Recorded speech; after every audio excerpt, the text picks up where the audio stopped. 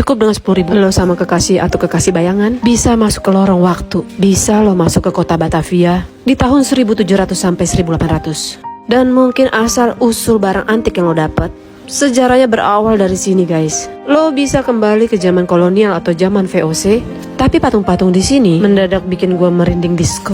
Cerita awalnya gue lagi makan di restoran mie Aceh. Pas kenyang banget, di depan gue lihat ada bangunan ini.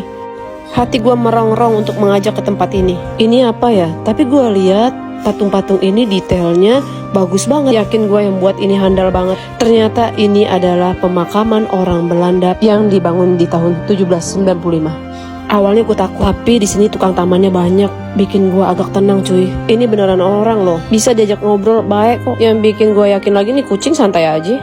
Yang dimakamin di sini orang-orang Belanda yang elit, bangsawan ataupun orang penting seperti ini. Beliau di tahun 1819 keluar dari tentara menjadi direktur utama keuangan dan meninggal karena jatuh dari kudanya. Terus di sini ada juga nisan Walterus Jacobus Stoll. Beliau adalah seorang uskup yang menjadi misionaris ke Hindia Belanda di tahun 1872. Lama-kelamaan gue asik di sini dan penasaran dari setiap nisannya. Dan ini adalah patung dari pastor yang melegenda di zaman Batavia. Beliau penyelamat anak blasteran, hasil keturunan dari orang Belanda dengan gundiknya.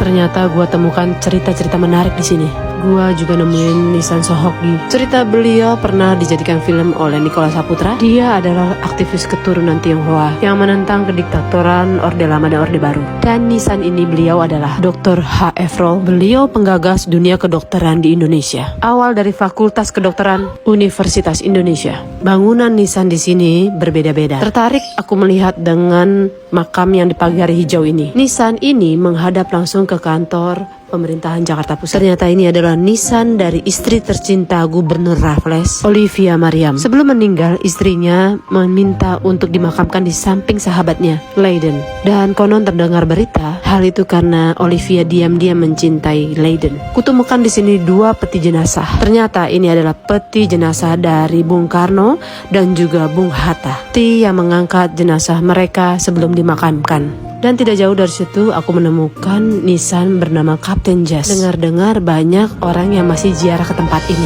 Kalian lihat masih ada orang membawa bunga di tempat ini, memohon untuk kesembuhan penyakit. Dan ternyata guys, di sini nisan-nisannya jenazahnya sudah tidak ada. Atas perintah Gubernur Ali Sadikin, jenazah dipindahkan, bahkan ada yang ke negara Belanda oleh keluarganya. Dan di tahun 1977 dijadikan museum. Pantesan enggak ada rasa takut jadinya di sini. Yang ada gue makin pinter.